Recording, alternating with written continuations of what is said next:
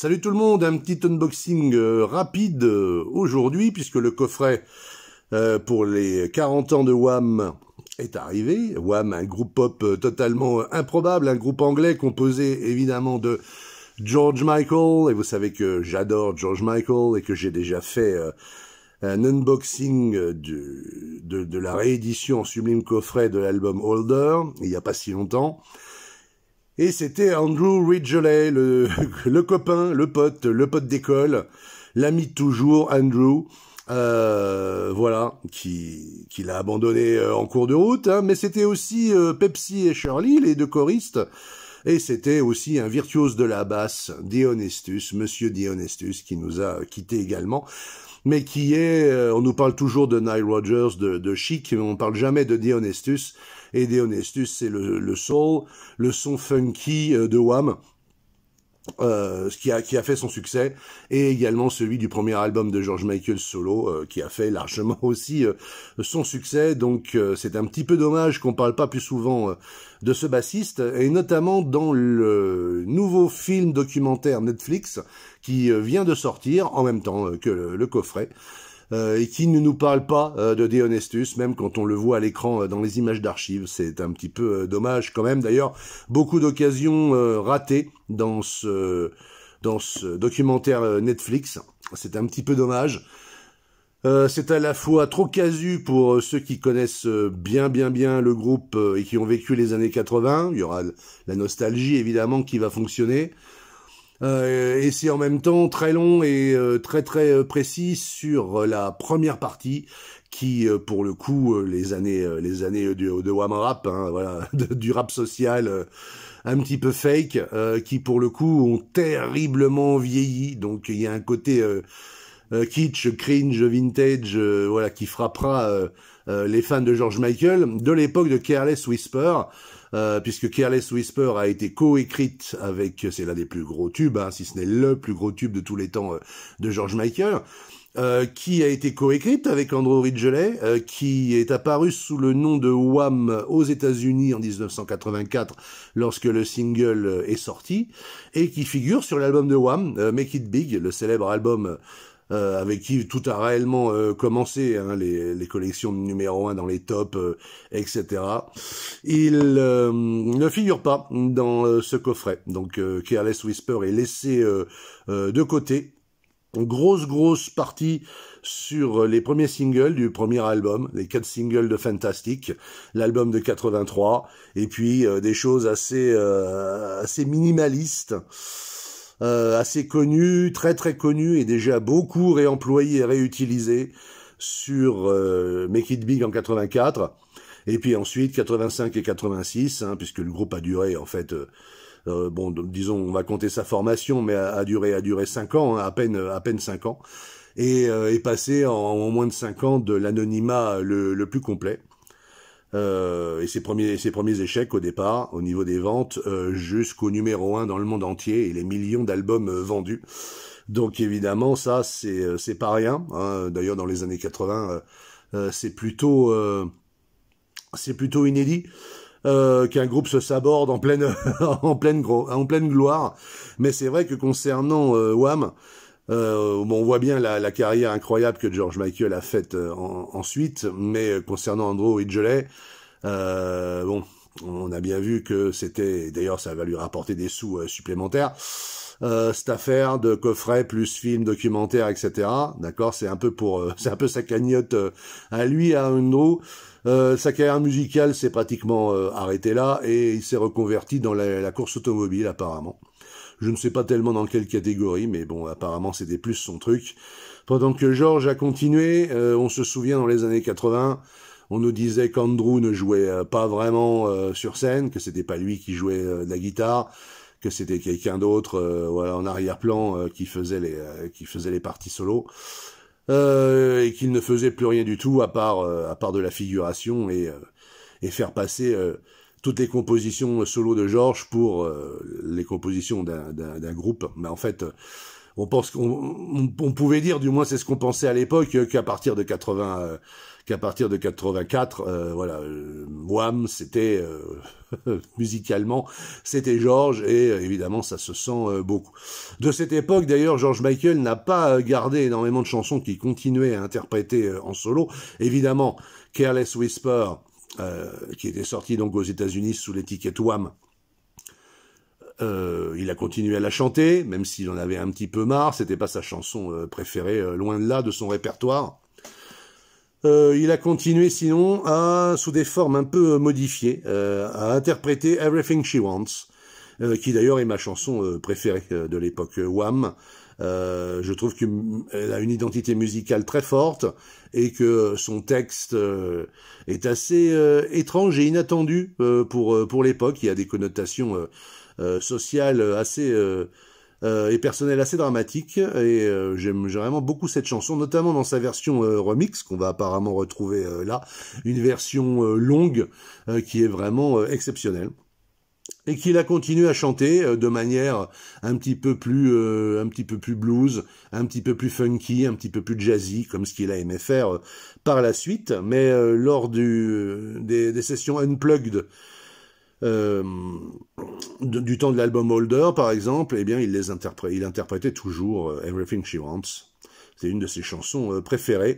Et il lui arrivait de reprendre aussi, souvent en concert, I'm Your Man, qui est un hymne un peu qu'aiment bien tous les fans de Wham, donc voilà, c'est aussi une sorte de passage obligé. Mais par contre, il y a d'autres chansons, et notamment parmi les dernières. Les dernières, c'était un double 45 tours, avec 4 chansons. Il y avait le nouveau titre, le nouveau single en tête, The Edge of Heaven, qui pour le coup, lui, a un peu disparu dans les oubliettes. Une version donc de 86 du Wham Rap. Une chanson très étrange au niveau rythmique, au niveau de son interprétation, assez entêtante.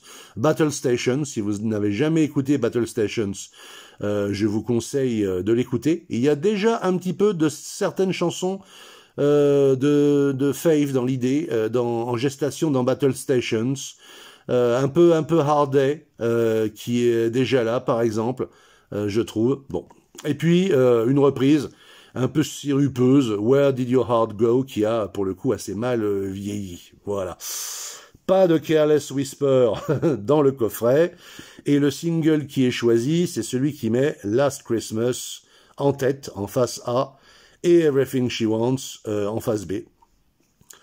Compte tenu du succès chaque année de Last Christmas, hein, ils en revendent des camions à chaque approche de Noël, et notamment il était enfin arrivé l'an dernier, me semble-t-il, ou l'année d'avant maintenant, non pas à Noël dernier, au Noël d'avant, c'est-à-dire à Noël 2021, était enfin arrivé number 1 des charts en Grande-Bretagne, ce qui ne lui était pas arrivé à l'époque de sa sortie en 84, puisque c'était le single caritatif Do They Know It's Christmas de Bandhead, dans lequel, un super groupe dans lequel George Michael d'ailleurs chantait aussi, qui avait squatté la place de numéro 1 devant Last Christmas. Voilà. Donc vous avez vu, on a une bonne première partie, avec tous les mix, remix et mégamix des 4 premiers singles, et notamment de Wham Rap, Young Guns, Bad Boys, Club Tropicana avec sa phase B, Blue, et puis le fameux Megamix,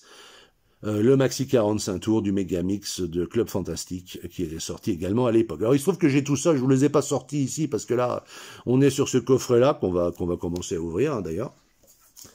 Alors, c'est l'édition limitée, mais en fait, il n'y a rien, enfin en tout cas musicalement, il n'y a rien que moi je n'ai déjà sous forme de vinyle, me semble-t-il. D'ailleurs, certains disent que il y a un problème d'impression sur le morceau numéro 5.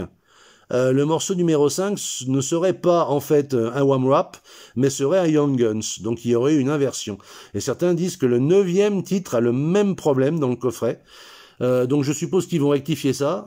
Ils ont déjà sorti beaucoup de coffrets, donc je ne sais pas si ces coffrets vont devenir rares, mais vous savez qu'en général, quand il y a des erreurs d'impression, de titres, dans les premières éditions. En général, ces premières éditions valent assez cher après.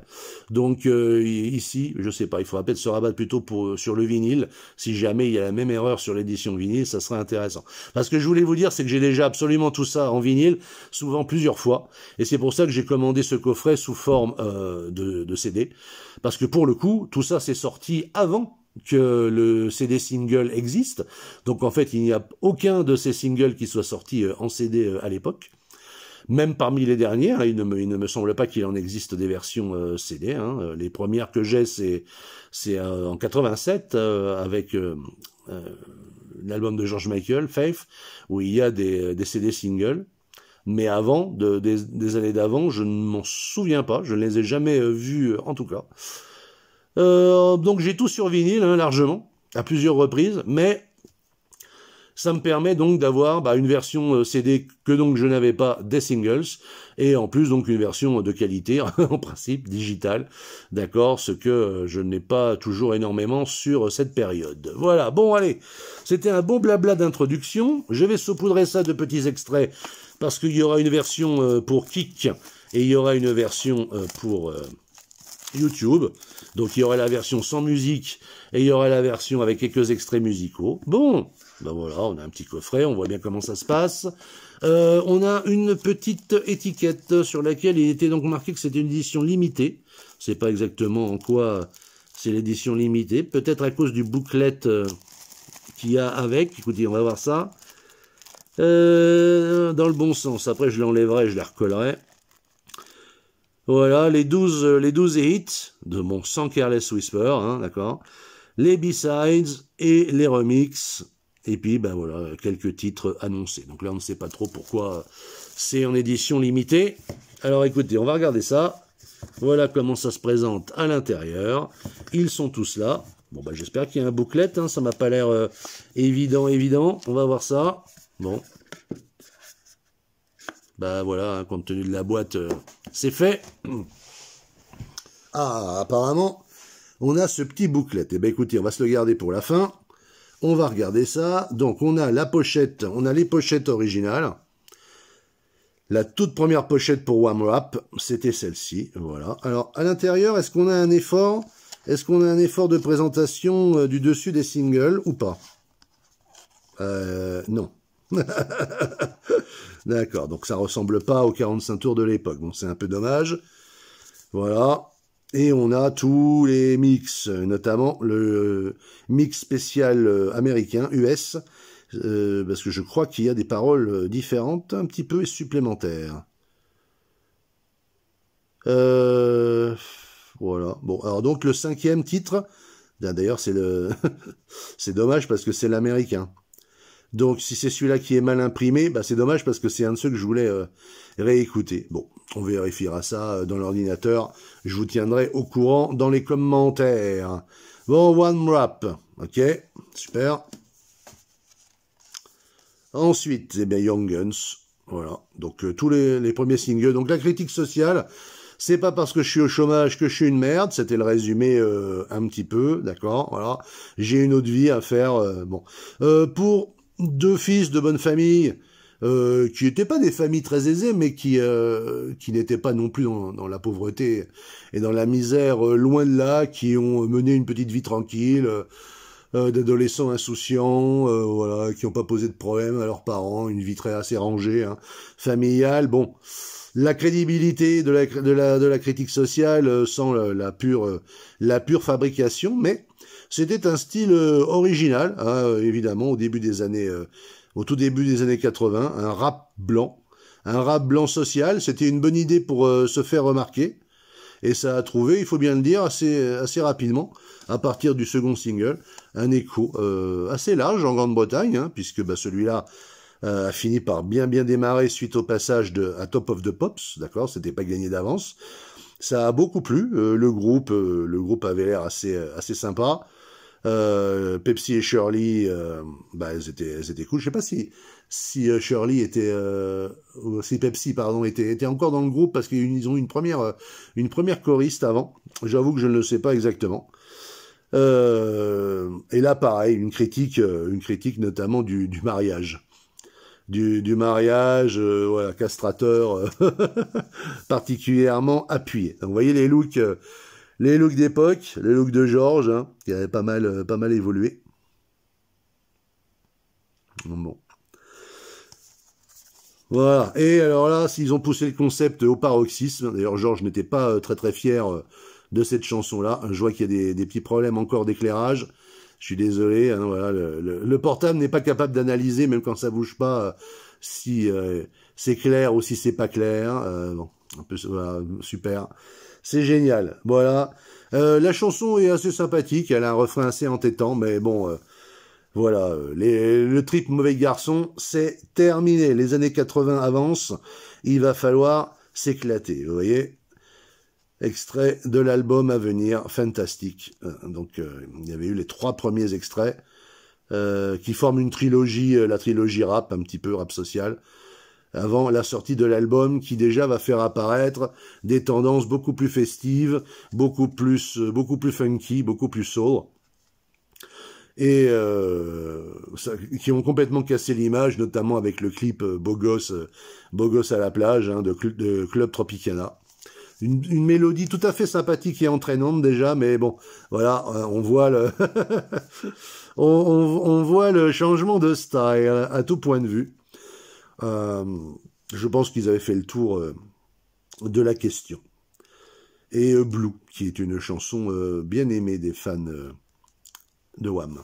Voilà. Bon, le fameux Megamix qui est sorti en 45 tours et en maxi 45 tours, j'ai tout ça également, mais c'est pour le coup là c'est sympa de l'intégrer, mais c'est quelque chose que les fans ont déjà en général.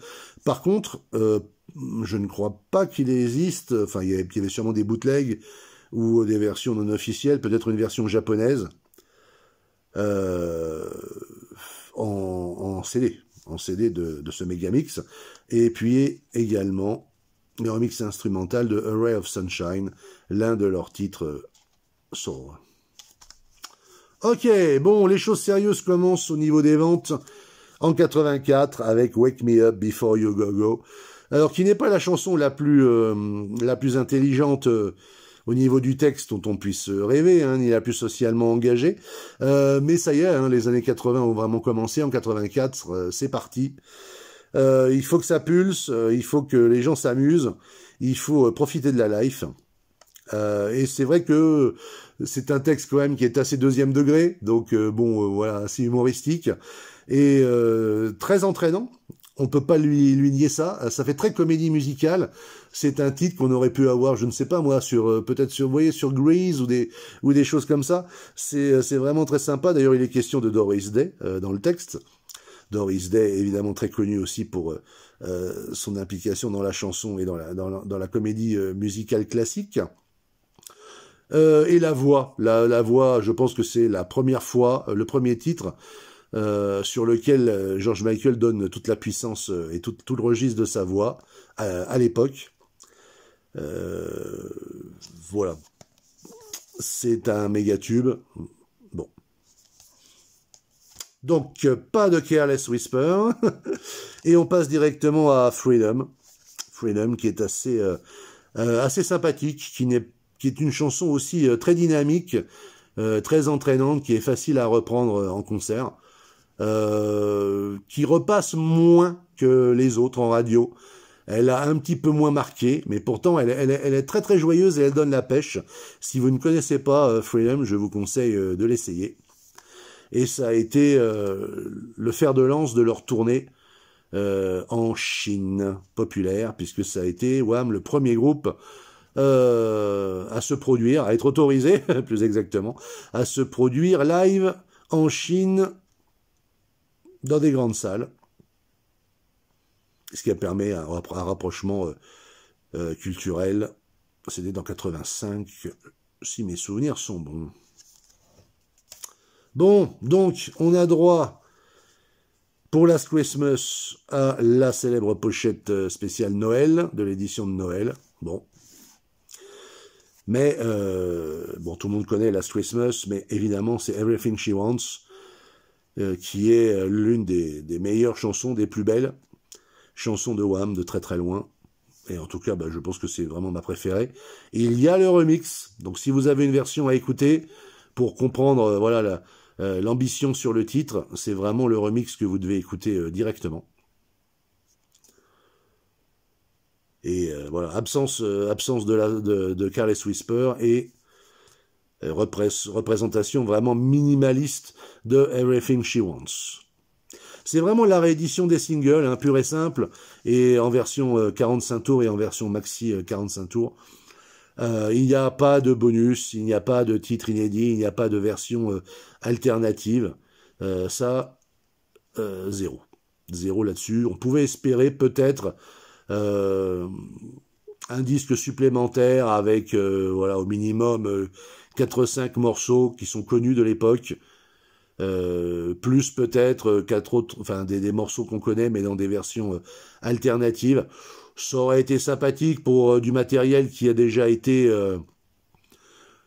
rentabilisé à de très nombreuses reprises. Bon, c'est un petit peu dommage de ne pas avoir du supplément, mais c'est également le cas en règle générale pour les coffrets des albums de George en solo. On n'a pas énormément de nouveau matériel à se mettre sous la dent. Bon, ça c'est aussi un petit peu dommage pour les fans. Bon, le très célèbre I'm Your Man de 1985, leur seul titre, donc je suppose qu'il doit y avoir la version instrumentale, la version a cappella et la version maxi qui dure plus longtemps, bon, qui apporte pas forcément grand-chose. Là-dessus, sur ce titre-là, la basse de Dionysus, évidemment, est au top. Le long clip filmé un petit peu comme un court-métrage en noir et blanc, qui était sorti en cassette, que j'ai également.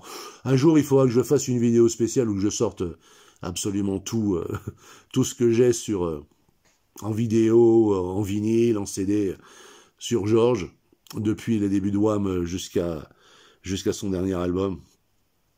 Ouais, un jour je ferai ça parce que il y aura de quoi montrer. Ça mettra les cassettes vidéo notamment un petit peu en valeur. J'ai rarement l'occasion de les sortir actuellement. Et puis on avait le double. Ah oui, ils ont même pas réédité. Oh la vache. Alors je suppose que la photo est à l'intérieur du livret. Ils l'ont même pas réédité en double single CD, un single simple. Avec on voit pas la photo à l'intérieur, la photo double page. Et il y a bien les 4 titres, voilà, à l'été 86, et ce fut la fin. Ce fut la fin de Wham. Et notamment, si vous avez quelque chose à découvrir, que vous n'avez jamais entendu, parce qu'il y a de fortes chances que vous ne l'ayez jamais entendu, c'est Battle Stations. Vraiment, je vous le conseille. Bon, c'est pas un unboxing sur lequel on va passer 50 ans, hein. Heureusement que je vais rajouter les morceaux un petit peu sur la version kick. Donc voilà, les singles, hein, le thème est clair. Écho du bord du paradis. Bon, donc on va avoir quelques photos sympathiques. Et écoutez, voilà, on va regarder ça. Donc déjà, ça c'est au moins 84, hein, peut-être même 85 déjà.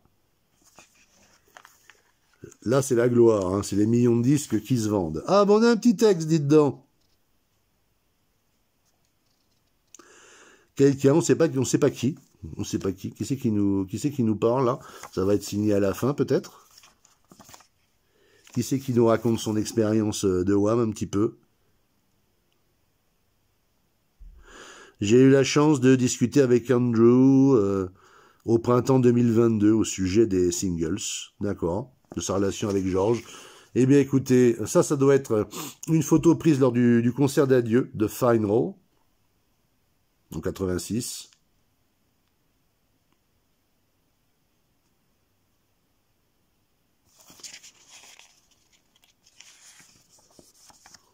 Donc l'image, la fameuse photo double page dont je vous parlais, et là elle est en noir et blanc, elle était en couleur dans celui d'origine. Alors c'est le professeur Jennifer Otter Bickerdick, Brixham dans le Devon en 2022. Bon, je n'ai pas la moindre idée de qui donne son opinion là-dessus. un peu étrange, qu'on n'est pas des gens un peu plus proches. On n'est pas des trucs de Pepsi et Shirley, voilà, par exemple, ou d'Andrew lui-même. Pourquoi c'est pas Andrew lui-même qui fait le texte? Bon, peut-être après, je sais pas. On va voir. Ça aussi, c'est vite fait. Hein. Ah, on a les principales charts positions, les places atteintes dans les différents tops. Alors, à mon avis, en France, ceux-là, ils n'ont pas dû aller loin, non. Par contre, en Angleterre, numéro 8, lors de la du deuxième pressage, numéro 3 et numéro 2. Donc, en Angleterre, ils sont quand même assez rapidement, et ce dès le premier album, devenus des gros vendeurs de disques. Parce que donc, avec Club Tropicana qui arrivait 4e, ça faisait donc finalement 4 tubes. Un peu au forceps, mais ça faisait 4 tubes. Et c'est vrai que leur retour avec un visage plus avenant et une musique plus accessible a fini de les propulser au sommet. Donc, Wake Me Up Before You Go Go, numéro 1 en Angleterre et aux États-Unis, notamment. Careless Whisper, pareil. Freedom, numéro 1 en Angleterre et numéro 3 aux États-Unis. Donc là, c'est là qu'ils ont atteint le marché international. Last Christmas, donc numéro 1 maintenant en Angleterre et numéro 1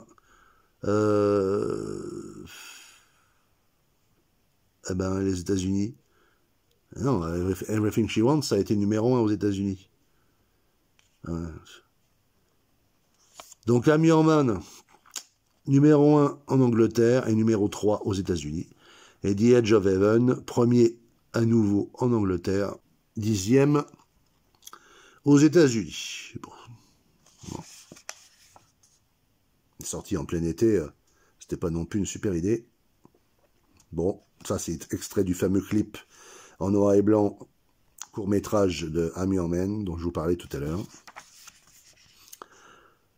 Alors, toutes les chansons écrites par George Michael, sauf les reprises, et puis les 2 premières écrites avec Andrew. Voilà, les remerciements. Bon, et c'est tout. Alors, mon conseil, il est simple. Hein. Si vous êtes déjà, on sait jamais, si vous êtes déjà sur cette vidéo, c'est peut-être que vous êtes déjà un fan de Wham. Si vous êtes un fan de Wham, c'est que vous avez déjà tout ça.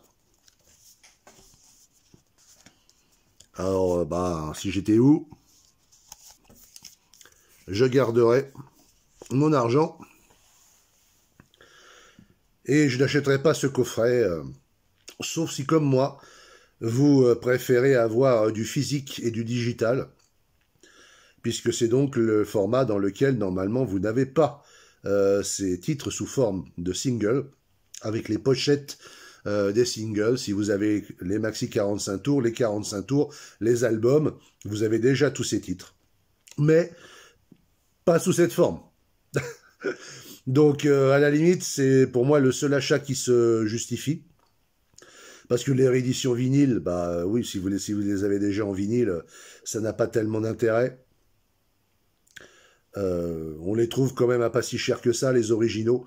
Moi, je serais vous, je collectionnerais plutôt les vinyles originaux chez les bons petits bouclards qui vous proposent des disques en vinyle d'origine,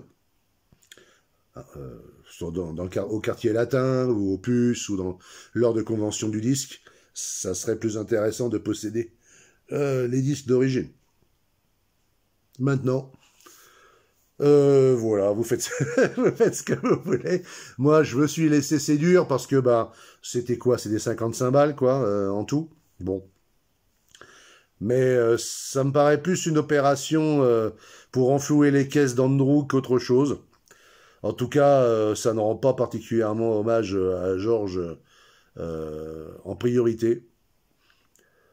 Il vaut mieux continuer d'écouter les chansons dans les playlists à droite à gauche ou ressortir ses albums. sur une bonne chaîne IFI. Ça accompagne évidemment la sortie, comme je disais tout à l'heure, du documentaire sur Netflix. Documentaire qui est assez amusant dans sa première partie et très lacunaire dans sa deuxième partie. J'ai trouvé que passer plus de la moitié du documentaire sur la période du premier album, d'avant le premier album et pendant le premier album, c'était assez intéressant au niveau des images d'archives, même si j'en connaissais pas mal. Mais c'est dommage d'avoir mis un petit peu en sourdine la deuxième partie, qui est leur accession à la célébrité, internationale, où il y a donc par là même des tas d'images d'archives dont certaines étaient disponibles en VHS, en bootleg, mais qui n'ont pas été jamais rééditées sous forme numérique. Ça aurait été l'occasion de les faire partager à tout le monde, de les ajouter. À la limite, il y avait de quoi faire un documentaire en deux parties. Le premier sur les débuts et le deuxième documentaire sur l'accession à la gloire. Il y avait même peut-être une troisième partie à faire sur la fin et la transition vers la carrière solo de George, pour la tournée cover to cover de George. Il faudra patienter, les dernières inédites, voilà, faudra patienter. On les aura peut-être jamais d'ailleurs. Voilà, mais pour Wham maintenant, mis à part le concert final, là je pense qu'on a tout maintenant. Je pense qu'on a tout. Le concert en Chine, en règle générale, vous pouvez le trouver sur les plateformes. Vous pouvez le trouver sur YouTube et le regarder. Donc ça sera pas en 1080, c'est sûr, mais voilà. Si vous voulez savoir à quoi a ressemblé la tournée de Wham en 85 en Chine, eh bien, vous pouvez regarder ça gratuitement sur YouTube. Là aussi, ça va vous replonger pour certains dans un océan de nostalgie. Pour les autres, vous ferez des yeux ronds, vous roulerez des yeux entre surprise et exaspération sur voilà, cette légèreté avec laquelle certains ont vécu les années 80, qui n'était pas si légère que ça finalement. Voilà, eh bien écoutez, j'espère que ça vous a plu. Je vais rajouter les passages musicaux et je balance ça sur Kik le plus vite possible. Allez, ciao, à la prochaine.